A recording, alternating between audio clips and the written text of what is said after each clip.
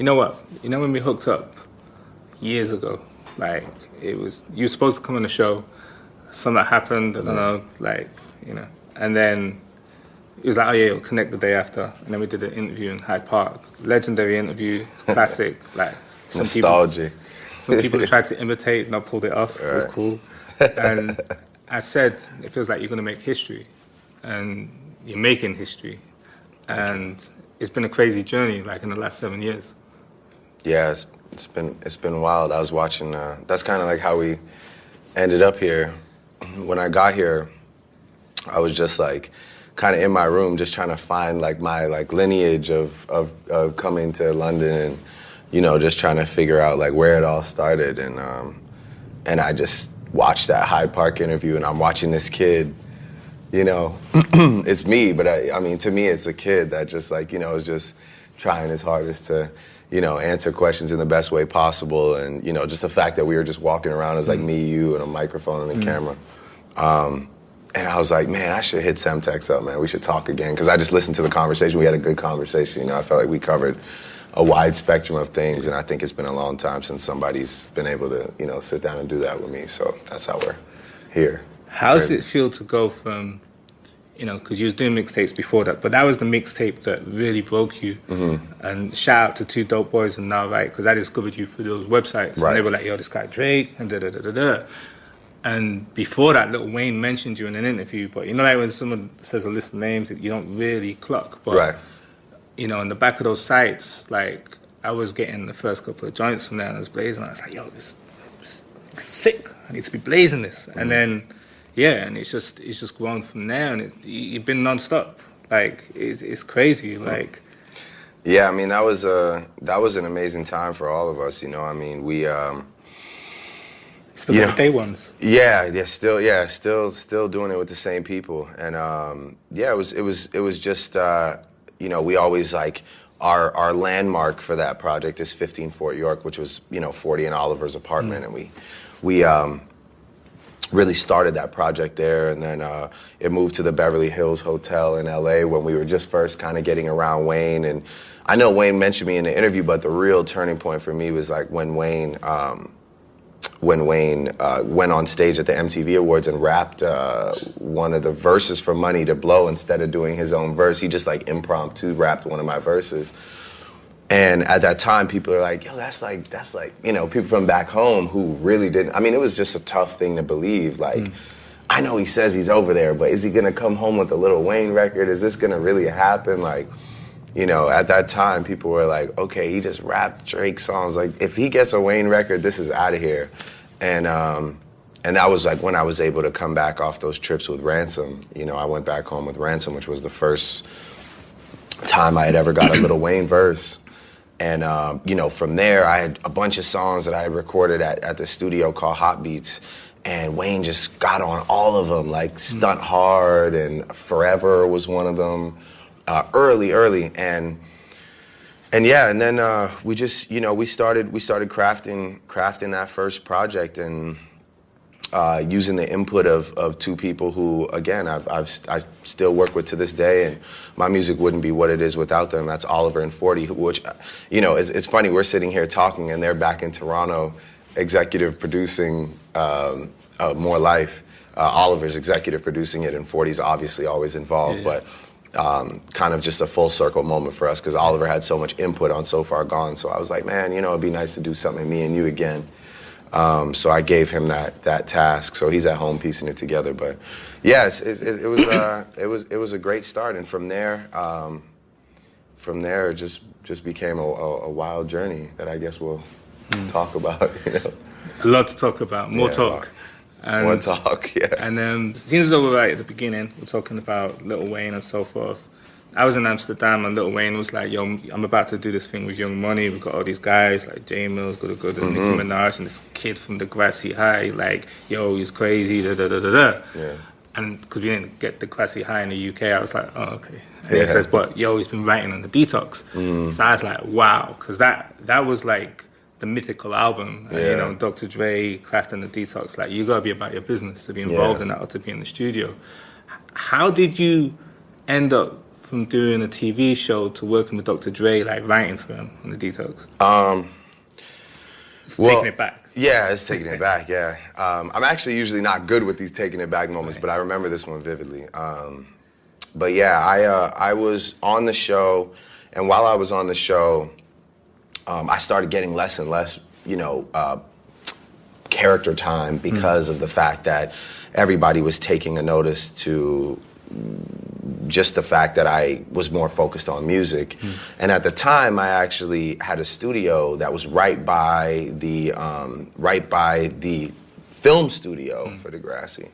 So I ended up working out a deal with like the after-hours staff where I would leave work, go home, get my stuff, which was like, Degrassi was all the way in the East End, which is like Scarborough. That's like a place, like an area of our city.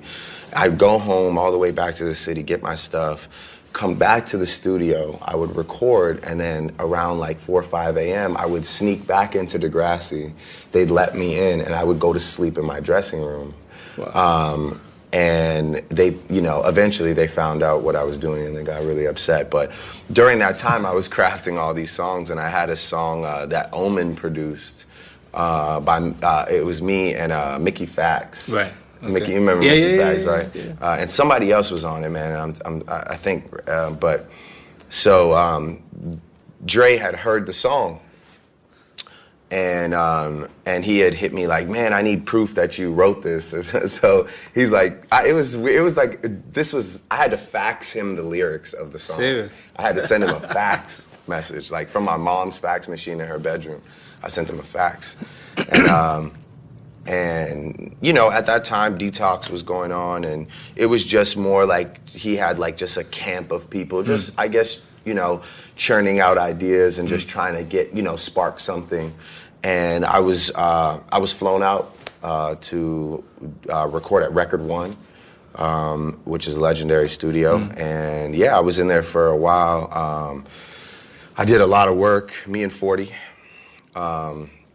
Always brought 40 with me. That was like a stipulation in my career. I wouldn't move without 40. So brought 40 and got to meet a lot of great people. Obviously got to work with Dre. It kind of all came to an end when Dre gave me, he brought me into his office. He's like, man, you're doing really good work. And he gave me a $10,000 check. And it was the most money I'd ever had in my life. And at the time I was in a relationship. So I got the money and I like called my girl and I flew my girl down to LA and I was like, oh, we could get a hotel. This is crazy. Like, it was just a joyous moment for me. And I had missed studio, or I had done something wrong in the I had let my mind deviate from work and I had missed something. And next thing I know, I was sent home, and that was kind of it. That's crazy. And it was a huge life lesson for me, and I still have that. Actually, when Drake came out at the Forum, I brought him the $10,000 check because I had saved the actual hard copy of it, even though I got the money for it. Yeah. They let me keep a copy of the check. So that was kind of my dealings with that very early on. Okay. And I had heard rumblings like, oh, all these people are here. And I think like I had met Snoop, and I had kind of wrote this song that 40 still has somewhere for Dre and Snoop. And we listened to it like not too long, a couple of years ago. It was actually hard. I kind of wish they had done it. But yeah, it was a great experience, a learning experience for me and 40. It brought us closer, and it just taught us about how this really works. And I think that set us on our own path. So let's fast forward like 2015, 2016, like Views, one of the most successful albums. The tour that you did in America was one of the most successful tours. And how do you feel about what you've achieved with Views and the reaction? Because it's a very pivotal point for you, It was one of those moments in my career where the album started to build and build and build. And, when anticipation starts to build, it can either result in like a massive failure or a massive success. And, obviously somebody's watching over us, and it resulted in massive success for us. And it was also just an opportunity for me to really take a lot of risks that I felt I was ready to take at that moment. And yeah, I was obviously really proud of it, from the title to the cover to just the styles of music that I felt, we introduced almost as a package. It kind of started with Work, because Work came out before my album. And then, progressed into One Dance, Controller, Too Good. But just, the style of music that was making me happy at the time, because to be, completely honest with you, I was having trouble figuring myself out in rap at that time. Right. I was a very defensive individual, just coming off the situations that I had come off of. And I was having trouble trying to make, rap music where I was able to peel back the layers. And every time I'd make a song, 40 is always very bluntly honest with me, and he'd be like, man, you sound like aggressive or defensive. And I was trying to figure out why, and I realized it was just, reaction to my previous situation that had kind of happened before that. And so there was a time where I actually thought about taking all the rap off of Views and just making it like an album full of music that made me happy with melody. But obviously, I know why I'm here. I know who my core fan base is. And so, towards the end of the album, I tried to execute as best I could on the rap end. And, I still listen to the bars, and I know exactly where I was at. So they are great to me, and they are time markers to me. But, yeah, that's. I guess we'll get into more life after and how that situation progressed. But, yeah, Views for us was it was surreal. I mean, the numbers and all the things that we were able to achieve, it was an incredible time for us. And of course, in true OVO fashion, we didn't celebrate at all. We just kind of went on to working on the next thing. So I mean, that was kind of that was kind of it. It was just another album to us. It wasn't my biggest album by any means. It wasn't the one to me. It was just another another chapter in the story. But I mean, I'm very grateful for all the people that enjoyed it and supported it. And whether people want to admit it or not, I mean, the influence that it's directly had on music, I feel, is very evident, whether people want to say it. When you did One Dance, did you know what you was doing when you made that track? Because you used, a portion of Kyla's track with Crazy Cousins. That's a UK underground classic out here. Like, I'm sure you've seen it go off in the clubs. You got Wizkid on there, from Nigeria. It's a truly global record, because I think very few people have done what you've done in terms of mixing everything with the US and the UK and African sounds. But when you did One Dance, did you know this was going to be as big as what it was? Like, because it was the song of the year, It really all started with the Kyla record. It was just a song that I played. I mean, we DJ our own parties just because. Sorry, how did you discover it though? Because that's like a UK funky sound that. Very insular in the UK. Yeah, I mean, I listen to a lot of music, and I have friends with great taste in music. So I've been personally putting that song in my own playlist and DJ set for like 4 or 5 years now. I know it's older than that, but even just playing it and having people, what really set something off for me was having people in America come up to me and be like, yo, what's that song you just played? And I'd be like, man, people really like that song, but they don't know it. Yeah. And so I just, my brain started working of like, how can I maybe like utilize a bit of there's so many good pieces. So I introduced the concept to 85, and I said to him like, man, if we can make a beat, it's not like I don't want to do a cover. I want to write a whole new song. I just want Kyla to serve as the bridge, or as a bridge to the next verse, or as a bridge to the hook. And he was like, all right, cool. And I had the beat for a while. I was trying to figure it all out.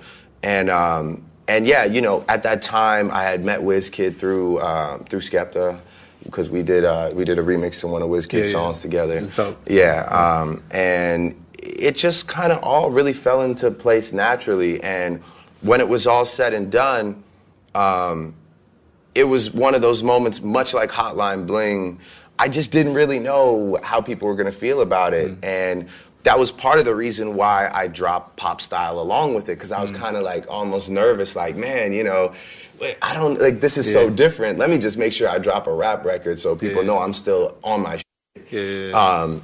And I remember Boy Wonder had walked into the studio one night, and he had heard One Dance, and he just looked at me and he's like, yo, that's gonna be the biggest song of your career to date. And I was like, come on, man, it's like, I don't, that's a lot to say, you know, like, we hope it does well, but, and yeah, he was right. And he was right. And it was just, I think it was the perfect marriage of a lot of things. You know, so many thank yous to Kyla for just being, you know, so supportive. She came out to like South Africa and shot a movie with us for the song. And you know, of course, WizKid doing his thing, and, you know, yeah, and just the entire UK for just, you know, supporting it, and the world for being open to listening to it. I love that tempo. I love that cadence, those melodies. That's the music that makes me happy in life. So it was great to be able to just to make something like that, and to shine light on a song from the UK that deserves it, because that is truly a classic. So with Pop Style, like, what happened with that? Because when I got it originally, shout out to Morgan, always talked to me early, but you know, it was Jay-Z and Kanye on it, and then they kind of weren't on it, like. Yeah, I mean, you know, I was dealing directly with Ye, and you know, that's the version that he sent me, and that was, you know, what we had talked about, which was like, he's like, man, you know, this is like Pop Style featuring The Throne, this is huge, and I was excited. You know, obviously anybody would be excited to see them link back up, and then I didn't know what I was gonna hear, so when I heard like Jay had 2 bars, I was like, all right, I mean, it is what it is. It's cool, I like that, you know, it's a little intro, and then Kanye goes off. And then, you know, I'm not really sure the details between that, how that conversation was miscommunicated, or what they were going through at the time, or, you know, what anybody felt towards me, or whatever it was. I'm not really sure, but next thing I knew, it just became a bit of an issue. And, you know, from there, I really, you know, I don't waste too much time. So I just was like, all right, cool, I'll finish it. You know, the song is, I mean, I can rap as good as anybody else, so I'll just go finish the song and put forth my own version, because I don't really, like, you know, nobody can ever like dangle anything over my head in this business. You know, I don't play that. So it was just it just needed to be done, and I did it myself. And yeah, both versions exist. You know, so I mean. And when Kanye comes out to do it at the shows, it goes crazy. And I know he was really upset, because you know, at that time we were working together pretty heavy, and he really wanted to be on the record. But you know, I mean, on the Pablo tour, you know, he said a lot of things that's well documented. But he was also saying about, you know, before the last show, he was talking about how he was sick of not being able to do certain things or whatever, and he was saying everyone should just come together and make music. You know, it's gone from label politics. Is it digital politics now that prevents things from happening? I don't know. I think everybody has their own little things going on. You know, I'm not really sure what he's referring to half the time, you know, because in the same breath, I mean, you know, I went from being like working on a project with him to him sort of like publicly on me and DJ Khaled for being on the radio too much, you know, and it's not a bad thing.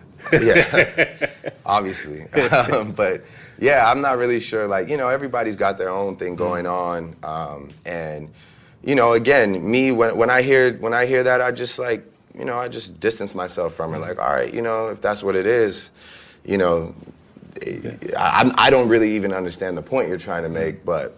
You know, whatever it is that you're going through, you know, I accept it. I don't respect it at all, you know, because I feel like me and Khaled are both just like good people. You know, I'm not really sure why we're the target of your, you know, choice that you made that night. But again, you know, I accept what you're going through, and you know, I just go and continue working on my own thing, and you know, the more and more this progresses, the more and more I just feel like keeping to myself, because it's just so unpredictable. You never know like which way people are gonna go. So, I mean, streaming is obviously the new is the record business. So yeah, I mean, I guess you could call it digital politics. That's kind of a good name for a song, actually. I might have to do that when I get upstairs. Child's Play. Yeah. Another banger. Thank you. I was in New York recently. It's all over the video. Oh, yeah? Every 5 minutes. So there's a line on there where you say, "Why are you acting light?" Like, what does that mean? Why you like, what, sorry? Acting light. Act like I'm acting like I'm light skinned? Yeah. That line? Yeah. How did that come about? That's just like that's just like sort of like something people, that's like very an American thing to say, like, oh man, you're being light skinned, like, like, I guess they like say it's like emotional, Right. So I think it's a ridiculous stereotype, but I was just kind of playing on the irony of it because I'm actually light skinned, so it just made me laugh, so I said it. But yeah, I mean, it's like a silly stereotype in like, Black American culture that like light-skinned guys are this way or that way or whatever. So it's just a little joke. We do our thing though. Yeah, exactly, right? Yeah. I don't mind. So, when did you first experience racism? Because you come in from a dual heritage. Your father's Black, your mom's white. Like, it puts you in a predicament. I found myself and other people have who come from like dual heritage backgrounds, but when was the first time you really noticed, like, you get it from both sides or one side more than the other? Man, I've really been grateful in my life to be born in Canada, and just the journey that I had growing up it was just a very accepting journey. I always had friends from all different backgrounds, all different walks of life. We all get along. I've never really, I never really noticed color, religion. We don't live like that. There's really not that much segregation in Canada, and especially in Toronto. There's just so many. It's like a cultural mosaic, and I know I've said that time and time again, but it truly is. I mean, it's made up of so many, beautiful people from beautiful places, and you get to actually learn, and you don't ever develop like hate. The first time I really experienced it was when I got famous and like went to America, and people would challenge me like, I don't understand how it works, or like, oh, you're Canadian, you'll never understand like the Black American struggle, or you'll never that was the first time I really ever got challenged, and it was like by people that like, I had met from America that were like even close to me at the time. And, if I ever feel anything, or if I ever feel like an outsider, it's usually because I'm not American. To be honest with you, that's when I feel like people are like, against me, or they feel like I'm not part of like the. And I guess maybe it has something to do with the fact that like I have quite an eclectic makeup. I am mixed. I am Jewish. But yeah, I feel like at the end of the day, I'll tell you, when it comes to everything else, I'm Black. I am referred to as a Black artist. Like last night at that award show, I'm a Black artist. You about the Grammys. Yeah, like I am. I'm apparently a rapper. Even though Hotline Bling is not a rap song, the only category that they can manage to fit me in is in a rap category, because I've rapped in the past, or because I'm Black. I can't figure out why. Just like I can't figure out why One Dance wasn't nominated. Maybe because they can't. It's crazy. I mean, well, it's just there's pop obligations that they have, and I fluked out. I fluked out and got one of the biggest songs of the year. That is a pop song, and I'm proud of that. I love the rap world and I love the rap community. But you're right. I write pop songs for a reason. I want to be like Michael Jackson. I want to be like artists that I looked up to. Those are pop songs. But I never get any credit for that, And shout out, like, by the way, I'm speaking to you as a winner from last night. I won 2 awards last night, but I don't even want them because it just feels weird for some reason. It just doesn't feel right to me. Like, I don't, I feel like almost like alienated, or you're trying to purposely like alienate me by making me win rap, or either just pacify me by handing me something, putting me in that category, because it's the only place you can figure out where to put me. And remember, they don't decide the winners, but they do decide the nominations, you know, so they have to play it politically. And shout out to Chance for last night. Like I said, I'm speaking from a winner's point of view, and I'm so happy for him. I'm not talking about, and like, you know, I'm not angry about the way last night worked out, but when you ask me like where, like, do I feel like racism, or do I feel it the same as anyone else? Like, yeah, I feel it. You know, I notice it going on, and in its own places. But you know, thankfully, I get to be around the greatest group of people. My friends are from all over the place, you know, they're Lebanese, you know, I'm Jewish, you know, most of my friends are from the islands, from Jamaica. English. English, yeah, exactly, yeah. So, I mean, you know, we just don't really, we don't really notice it like that, you know, until I start talking about the music business. It's crazy as well, because the leaders of each country, so for instance, Donald Trump, he's on a anti-immigration tip, you know, there's the ban from people from certain countries, but then you got Justin Trudeau as Prime Minister of Canada, who's like, by the way, the total opposite. I mean, he's like my hero, basically. But how did it feel to be on stage in Manchester, in the UK, at the time when the Grammys was going on? Because a lot of artists wouldn't do that. Some people would be like, yo, I've got to cancel the show and go back over there. It's like, you know, you stuck to the tour. Yeah, I mean, you know, I did it because that at the end of the day is what matters to me. That's real. That's real life, you know. And I was pitched by the Grammys to cancel those 2 shows and fly and go sit in the audience, you know, to lose, you know, to because they don't air the other rap awards on TV. So I would have left 30,000 people hanging, you know, to sit there and just be there for their own ratings, you know?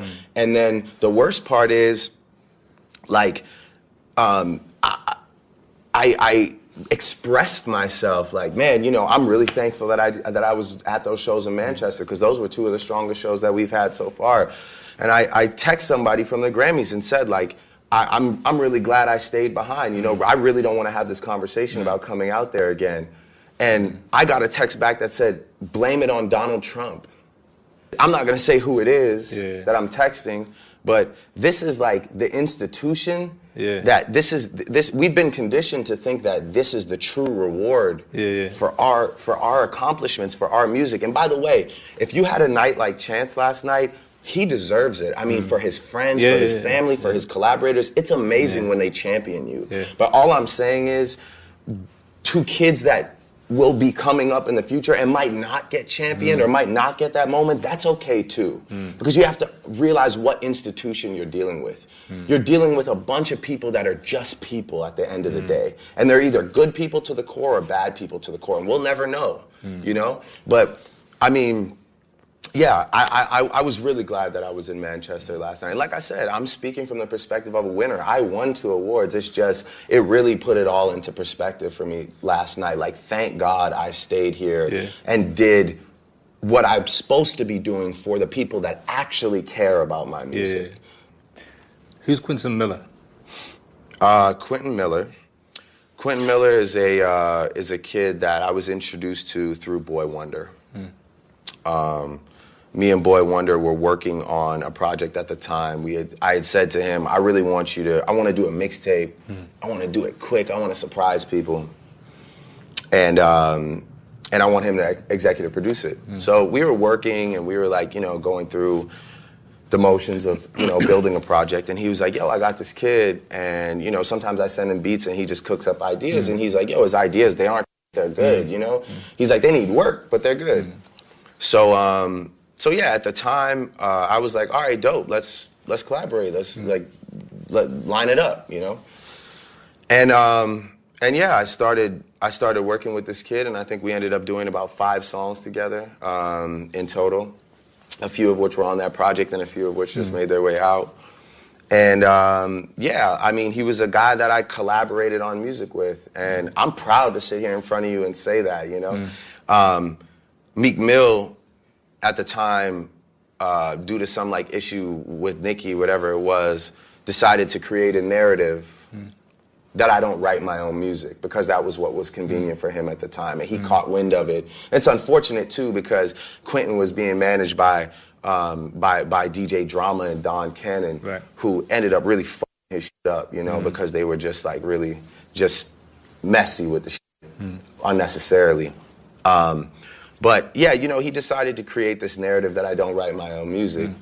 And the reason why I never felt like necessarily pressured to like sit down and defend myself right away or go do an interview is just because, I mean, anybody that was in those rooms, right, that worked on that project, or anybody that's been in any room with me, period, knows. First of all, knows that I am one of the best writers, period. That is what I do. That's what I'm known for. I mean, I go and write for other people. I write my biggest songs, my biggest hits.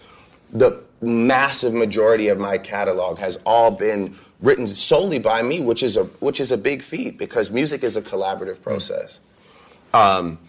And at that given time, you know, with those isolated records, they just wouldn't be what they were if it wasn't for me, you know? I mean, if it wasn't for my pen and my contributions to that, and no, not taking away from him. I mean, we did great work together in a very small space. And yeah, you know, I mean, it really just kind of blossomed into this thing where I became the poster child for ghostwriting, which is a huge conversation now in music. And if I was like an evil spirit, if I had like a different agenda, I could sit here and tell you how the shit really works. I could sit here and tell you 10, 20 people that are worse than me, you know, that literally take everything and it's just a verbatim process but I'm not like that, you know. When my peers get a record, I'm happy. It's great. It doesn't matter where it comes from. I don't care, you know. But for me, it was a big deal because it just wasn't the truth, you know. And like I said, but if I have to be the poster child for it, and if you choose to after like finding out about that situation, discredit my entire catalog or my career, or you were gonna discredit me anyway, so you may as well just go forward with that. And I've like come to peace with that, you know. I mean, but yeah, I really when it came to that whole writing situation, I never felt the urge to like have to defend myself, because if you ask about any of the biggest Drake records ever, I've done them all. And if you ask about those Quentin Miller sessions, I was there, you know? I was working. There would be no second half of Know Yourself, and the bars wouldn't be as good if it wasn't for me on any of those songs. You know, and we sit down and we talk about cadences and we talk about which lines to do and whatever, and that's just what a collaborative experience is. And if people are that naive and they think that doesn't go on in music, then you're out of your mind, you know? But because it's me, it was the first chink in my armor that people were like, oh, we got, you know, we got him. DJs were happy. There's people that carried away with it. Well, and that's the thing. And some like, DJs. Yeah, exactly. And that was the thing too. It's like, it really made me realize like how deep this shit really goes, because, you know, there were like these references from our sessions when we'd work together. No context to those references at all, but they existed, you know? And that taught me a valuable lesson as well, which is just like, man, I can't trust anybody. You can't leave the studio with nothing. You know? And like I said, like, you know, it was really DJ Drama that got a call from somebody higher up.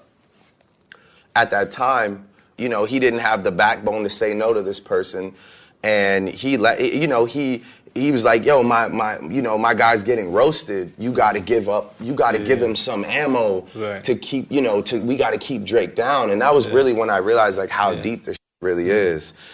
And And yeah, I mean that whole situation, it was what it was, and I can sit here right now. You could interview Meek, and you could ask him if he thinks it was worth it. I bet he'll tell you no.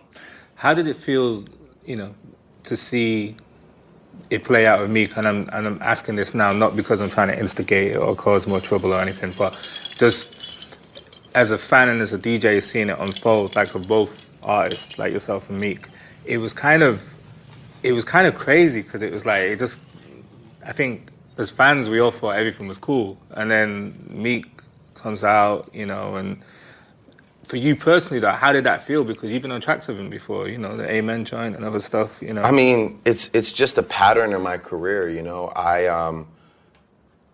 there's just this one-sided switch that happens with people. I don't understand it. You could ask me about a bunch of people in this interview, and you could literally ask me what my problem is with them, and I'll tell you, I don't have one. I watched him say that it was about posting an album or some show that I found out about the day before that I couldn't get to in time. It's not about any of that. When somebody makes a decision to say, all right, everybody's supporting this guy, maybe I should be the guy to go against him. Or they just have a series of events that gets them aggravated enough to do that. That's what happens, And unfortunately, on display for the world, that was a terrible, impulsive decision because you weren't ready. And in my mind, I study the game, and not only that, but I'm a very calculated thinker. I'm sitting here thinking you're ready for it. I was sitting here, like my mind was going 1,000 miles a minute. I'm thinking this goes so high up that I'm about to see the craziest shit I've ever seen. I didn't know who was going to be on a diss track with him or what he had ready. I thought this was like 3 months in the making, and I'm just like getting blindsided. And then when I dropped Charged Up, just to see just to kind of see what the preparation level was, I realized I was like, oh wow, you're not ready. This was like really your just emotions about something. I don't even know what it was, but this is just your emotion. Okay, now that was the moment where it was. I remember I was in the studio and. I was working on some beat. I knew I had to do something, I knew I had to retaliate because I realized he was unprepared. And when you realize someone is unprepared, you have to strike. And I was in the studio, and it was like some kind of like rap beat, I probably would have gone like 80 bars on it. And somebody that's very important to me said to me, listen, if you're gonna do this next move, you have to finish it forever, and he has to live with it forever. That means he has to hear it all the time. It can't be some. And I was like, Who said that? I can't. I can't.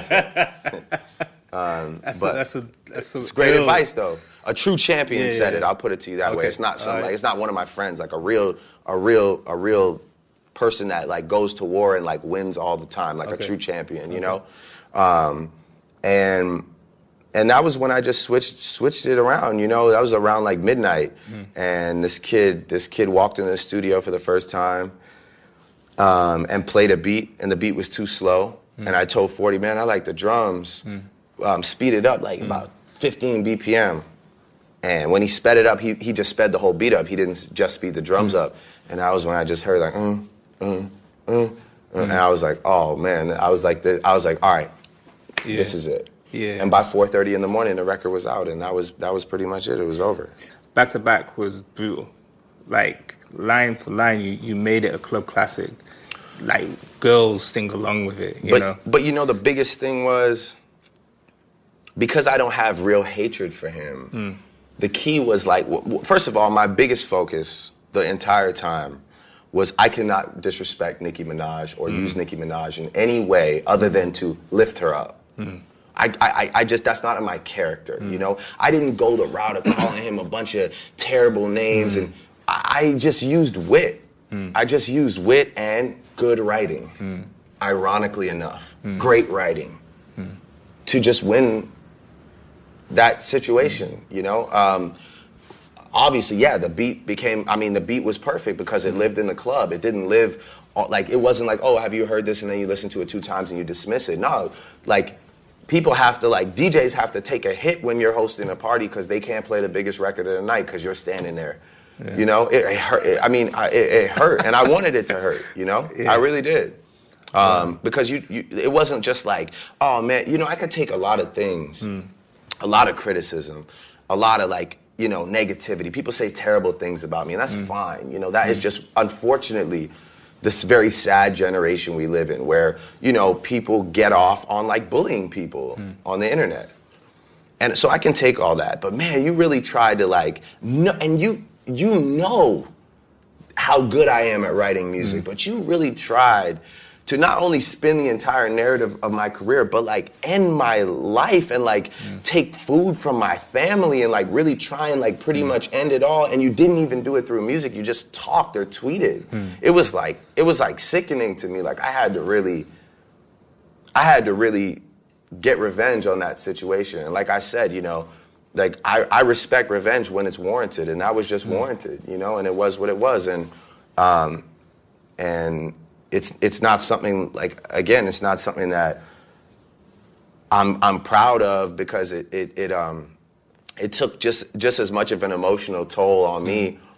I mean, maybe not as much as it did on him, but it took an emotional toll on me. You know, it's just a lot. You know, you always got to hear about it, and you know, even just seeing people get so riled up off negativity, it didn't feel great, but it just was what had to happen at the time, and yeah, I guess that's just kind of rap is a sport, you know, and finally, I've always said the problem with rap is we never have a trophy at the end of the year or any stats to prove. Finally, it's just like a clear win, you know, and it you know, that was the only part about it that felt good, was like, I finally got to compete when I was doubted and win.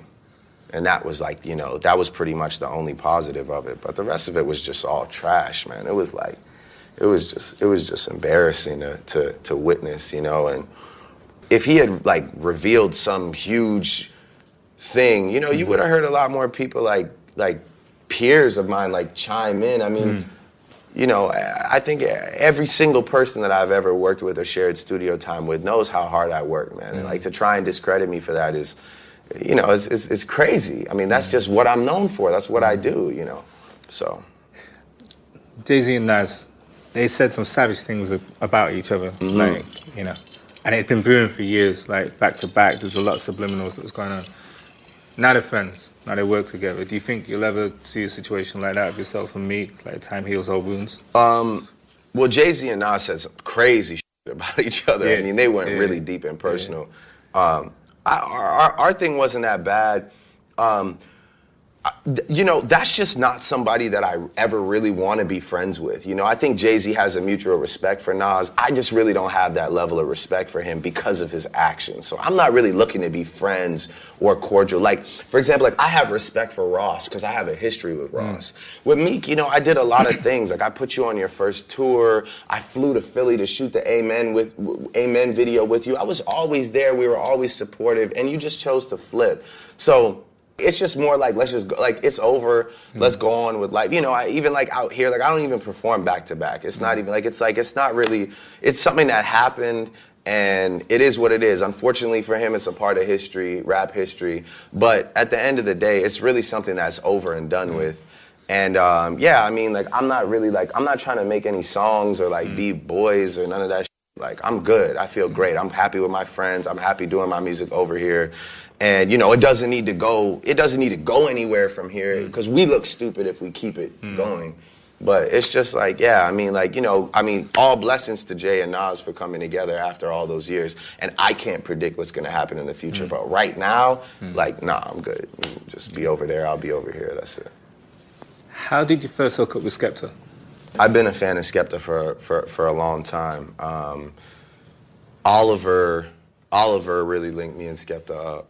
And yeah, it was just really respected his movement, really respected his talent, felt like he should just be bigger than he was. I think that the best rappers in the world are in London. I just think the the complexity and the cadences and the way they piece music together. Like, I mean, from the grime scene to how now grime has evolved, where you got a guy like Giggs who has a huge club record, but you're still getting bars off. That's always what I've sort of like, that's been my formula for life, is like, okay, I'm gonna do the club, but I'm still gonna give you bars. I just really like, I really respect a lot of London MCs, and Skepta was just the first guy that I really got a chance to build with. And before then that, you were shouting at Sneak Bo, like. Yo, yeah, of course, yeah. See, I mean, I've been on it, you know, like even like, because you know, even coming from Toronto, it's our worlds are so similar that like when Brixton and Pecky were beefing, right? We used to watch that and be like, yo, this is just like home. Like, you know, the way they talk and like how it reminds us of Toronto. So I mean, I used to sit and watch hours of just all these different guys and try and learn the inner workings of what was going on. Oh man, who is Sneak Bo's light-skinned brethren? Johnny Guns, remember him? Like all those guys, you know, like I used to just watch those videos and then from there after all the like the wild videos, I started learning about like the real just the real G's and not to say that those guys aren't talented, but I'm talking about like the real foundation of London rap. And you know, Skepta was obviously the first guy I linked with, and our teams clicked, you know, our vision clicked.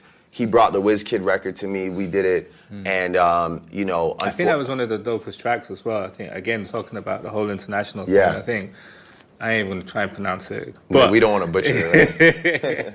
But it's you know, I think Skepta did one of his hottest verses, and the way that it was like the conscious, like, thing that he was saying, you know, about the way people were portrayed on TV back in the day and everything. I think Drizzy, WizKid, Skepta...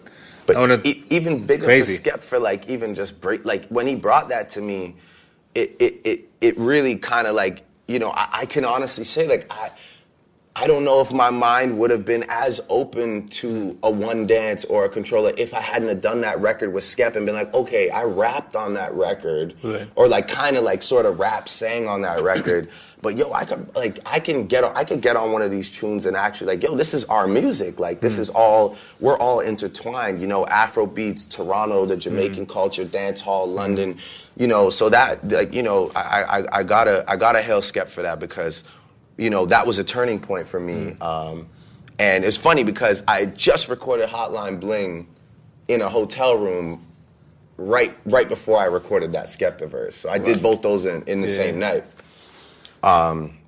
But yeah, you know, it was a big thing. And then, you know, at the time, unfortunately, Skep's brethren had passed away, you know, Lukey. And we just kind of like found solitude in each other. And, you know, we were just supporting him, and, you know, from Wireless to OVO Fest to making the OVO shirts for his boy. It was important to us, you know. Skep was really important to us. And then from there, you know, I've known Shola Ama for like 9 years. You talked about her like early. Yeah, exactly. I've known her just off like a MySpace thing. We just used to talk all the time. And so like just like I was a fan, not like that. I was a fan, man. I was a fan. Imagine remix. That was my shit. Shout out to Craig David too. You know, that was like big influences. So, you know, I remember I was out for dinner with Shola one night, and she's like, "This is like it was a while back." She's like, "Yo, like I know you know, but like, yo, do you know about gigs? Like, do you know about gigs? Do you understand like how many like crazy legendary records Gigs has, and like how ill he is at rapping?" And that was when she played me Talking the Hardest for the first time. And my mind was just blown, man. I was like, yo, these guys are too good. It's crazy. And so, I just made it a point to shine light on as much as I can. That's what I'm here for. You know, I'm in a really, really blessed position, and people like again, because of all the bullshit, people try and like flip everything on me. Like, oh man, you're like, you got gigs on a record, you're just using the culture. It's like, nah, man, I'm showing love, bro, to these guys. You can ask Gigs.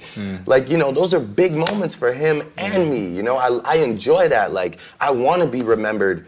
I want to be remembered in London, in the UK scene as like, yo, Drake rated us, man. You know, the craziest thing you did was on the Night of the Brits, which is, you know, it's like UK equivalent to the Grammys. You came off stage, went straight to the Section Boys show. That's crazy. But that's just something that, like, you know, Skep was like, yo, I'm going to Section show. And I just performed with Ree. Right. You know, and I told Ree, like, yo, I'm gonna meet up with you after. I'm gonna roll with Skep. You know, I was at the Section Boys show in the same outfit. Right. You know what I'm saying? Like, so I mean, yeah, those are just things that are really important to me, man. Like, I love supporting, you know, like Section, the Young Gunners, Dave, AJ Tracy, you know. How did Wanna Know come to your attention? Man, it's a crazy story. There's these, like, I don't know what the YouTube account is, but there's just like this guy that compiles, he'll be like, oh, here's 50 songs you need to know from Chicago. Here's 50 songs you need to know from Toronto. So I usually always, like, I'm always watching the Toronto ones to be like, yo, who's got new tunes in our city, because I always pay attention. And then he did a London one. Right. So I was watching it, and honestly, I was watching it, I had my phone like on my chest, and I was falling asleep, I had my headphones in, and I was like 38 minutes in, and the Dave song started. And I like kind of woke up and I like looked at the screen and it says the title underneath, so I exited out of it and I went on and I listened to the song. I was like, yo, this song is so good. I don't know who the kid is. I'm praying that he's a good youth, you know? I'm praying that, because, you know, sometimes these guys, they get, you know, you never know who you're gonna show love to. Sometimes people get weird on you, you know? So I don't ever want... Even at your stage, even at your status? Well, even worse in that sense, you know? It's just, I have a thing on me where, I mean, we'll talk about that later. I'll finish the Dave story first. I heard this record and I hit Oliver right away. That's who I always, whenever I need to get in touch with anyone, I always hit Oliver. So I say, yo, this kid from London, you know, you got to find out about it because I really want the beat, see if I could do a remix. And then obviously, of course, Morgan ends up knowing who manages him, you know. So, yeah, we just put it together like that. And then on top of it, the cherry on top was just that everyone was like, yo, that kid's a good youth. You know, he's a good kid. That's dope. Yeah, and so, yeah, I just did it, sent it back to him. We played it on OVO Sound Radio. We put it up on Apple Music and all that, and it was great, man. It was just a great moment for both of us. But yeah, I mean, just to go back to what you were talking about, it's like, you know, I feel like sometimes I'm fighting against like how big it's all gotten for me. And when I have genuine intentions to always like big people up and show love, sometimes it gets twisted, you know? And I think that, again, just like the writing thing, there's like another thing that people tend to like just bring up as a negative about me, like, oh, you're taking from the culture and this, that, and the third. And it really, that bothers me as well, because it's like, people go so far, they reach so far. Like the other day, you know, I dropped the song with Gigs, and I'm seeing all this shit on my IG under like some random picture of people being like, you took this kid's flow or whatever, right? So I'm just like, yo, what's happening to me right now, you know? So I'm sitting there, I'm trying to read, like figure out who they're talking about. I find out who they're talking about. Is this the extension guy? I don't even think that's how you say his name. But yeah, that's I tried to practice. They call him extension. X. So anyway, I go and I find what song they're talking about, you know, and I listen to it. I'm like, okay, I see where people could draw like this comparison off of like the first two lines, whether it be the cadence or the rhyme pattern or whatever, you know, and I'm just like, yo, it's crazy that people think that after all this time, after all I've been through, that I'm the type of person to go some song that's on SoundCloud. It doesn't have like 2 plays. It has plays. You know, he has his cult following, and go and think that I'm gonna like take that and make it my own. Like, I'm not stupid. I'm not like a person like that. You know. So it just. How's it feel to be at the top of the game now? I don't know. You've done it. I guess you know, sometimes like it's mixed feelings. You know, sometimes, you know, there's nights where I go into the O2 and see all that love, and I feel like, you know, the greatest emotions I've ever felt. And then there's nights where I just feel like, man, like, you know, sometimes I feel like the most hated, or, you know, sometimes I still feel like a huge underdog. Like, people just kind of almost are too scared to even like give me like support or credit, because they don't want to like be, because that's too like cliche. Like, I don't want to support that because we already know. So let's find the next thing. But I listen. I really enjoy making music. I make music for all the people that buy all these tickets and come out and party with me every night. I make music for my friends. I make music about real experiences. And I just am addicted to it. I can't, you know, I don't like stopping. I go on vacation and I start going nuts. I don't know what to do with myself, because I'm just, you know, it's just an inspiring time for us. And it's been that way for like 8 solid years now. Why is More Life a playlist and it's not classed as an album? The style in which it's being put together is based off of our concept that is OVO Sound Radio. You'll kind of hear it when you hear the project. I love the way it's put together, by the way. It's really put together as a seamless listen. It's almost like a radio show. Basically, I asked myself, like, man, what would happen if I just did an OVO Sound Radio, but every song was a new Drake song? That was kind of my idea for it. And plus, like, how it's being released, which, I mean, only that guy knows the answers, but yeah, it'll all kind of come to fruition. It's just more an evolution of the mixtape. You know, it was kind of getting tough to be like, hey, I'm dropping a mixtape, but it's for sale on iTunes. It just kind of like, oh, so that's your album. And I really didn't want people to say, this is my next album. You know, Views was my album. This is something that after Views, I was just inspired. I wanted to, you know, keep the music flowing. I want to keep people excited, giving people the story to my life. And, you know, I don't do this too often. I don't sit with people. Like, I just don't. I don't really enjoy it. I like to just save it for the music. With More Life, you got gigs on there. Massive look. That's like, because Gigs is official out here. He's one of the realest. Right. He's lived it. You know, he's done it, and he represents the streets to the fullest out here. So, what was it like working with him? Like, when you was putting a joint together? I meing, me and Giggs more just became like friends. Like, you know, Giggs is one of those guys that, you know, if he takes a liking to you, it just, you know, you just kind of have to build that vibe with him. And then, you know, from him kind of knowing my friend, like, he was really into Baka, who's like one of my best friends who's on the road with me, but he liked his music. So we would talk about that. I would always big him up on like features. Like, he did like the song for Suspect called Wonder What. He did like a remix. I would hit him about that. Yo, I'm playing that. I would send him videos when we were playing Whipping Excursion in LA and people were going crazy. And it just kind of built from there, like a real genuine friendship. And then, we kind of got into this thing where it would be like, yo, like, I'll send you something, and then he'd send it back and he'd kill it. Right. And then I was like, all right. And then every time I got in the studio, I'd be like, yo, I'm gonna send this to Giggs. Me and Giggs have like 3 or 4 songs. I mean, one's for his project. I got 2 on More Life, and then another one's just kind of there.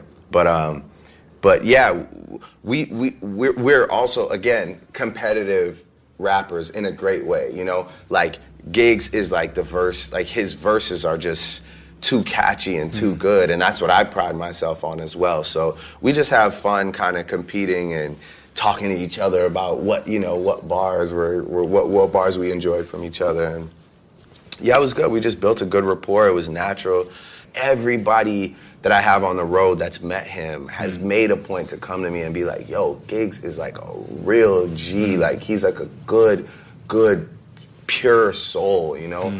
And that's tough, you know? Not a lot of people make a point to come and tell me that, like, every night when they meet people. So, yeah, I mean, he's just somebody that I support. And again, he's somebody that I feel like he should be one of the biggest rappers, as big as he could possibly get. So I'm just going to do everything I can to try and make that happen, you know? And he's doing it all by himself, basically. You know, with the music, you're killing it. It's like you've got the Midas touch. Everything you're doing is popping. And, you know, it's the same goes for OVO. It feels like a very real, you know, organization. I don't want to sound so corporate, but like what you guys do and the teams and the people involved. We're a firm, like real, you know, like the old, like we're like an old English firm, like, you know, like the Britain, like the firms in Britain. That's what we consider as.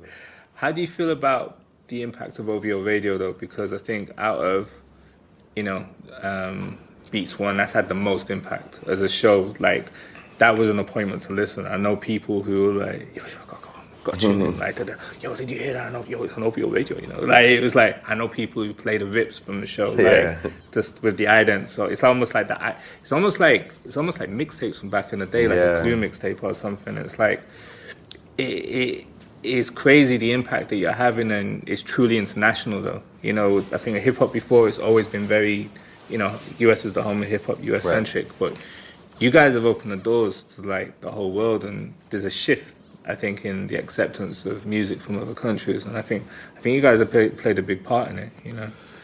OVO Sound Radio was like the first of its kind, you know. That's why, like, you know, Future set up the situation for us with Jimmy and with Apple, and yeah, it was just, you know, the OVO blog. I don't know if you remember the OVO blog that we used to run, but that used to be kind of like our headquarters. That used to be our headquarters, and that used to be kind of where we could really share exclusive thoughts, exclusive music with people, and it became a hub to check in with. And we haven't had that in a while because of just how everything's just so accessible, and nobody, like, it's all so spread out. And I think OVO Sound Radio, like, you know, I think you summed it up perfectly. It's like you got to make an appointment to listen because you just really never know what you're gonna hear, and it's a great feeling. I mean, we all gather around and listen. Like, even especially when we know we're playing new music, we all sit there and turn our phones on, no matter where we're at, and listen. And it just makes it fun again. It just reminds you of those mixtape days. It reminds you of those, like, exclusive, like, New York radio rap days, and or even out here, like, when they break a song on the radio. It's just it's something that's fun. It's something that brings people together. And I know now, like, they have a bunch of different people with different shows, and, you know, it's going really well for them. But I don't think anybody has the cachet of music to be able to continue to engage people with exclusives. You don't hold back. Nah. That's why I'm here. That's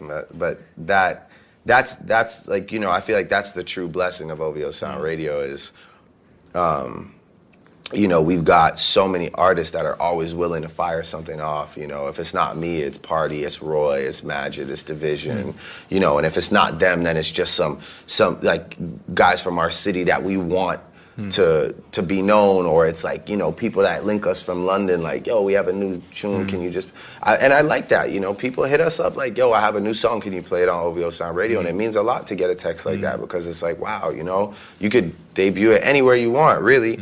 And it's nice to know that our platform is respected, and that me and Ollie always kind of told ourselves, like, yo, those episodes have to be collectibles, man. Like, someone has to put those all together one day and just kind of be like, yo, like, these, like, those are like moments in time, you know? And yeah, it's been a really exciting journey. It's a lot though, you know? I mean, it's every 2 weeks, so. I do every week. Yeah, I mean, but you don't make music though. That's the difference. True. You got to play other people's music. We got to find, like, we got to find reasons to keep people listening. So, Yeah, it's quite a task to take on, but you got to keep them engaged. You got to drop frequently, but it also has to be music that has longevity. You know, it can't just disappear in 2 or 3 weeks or in 2 months. You know, that's the goal. So.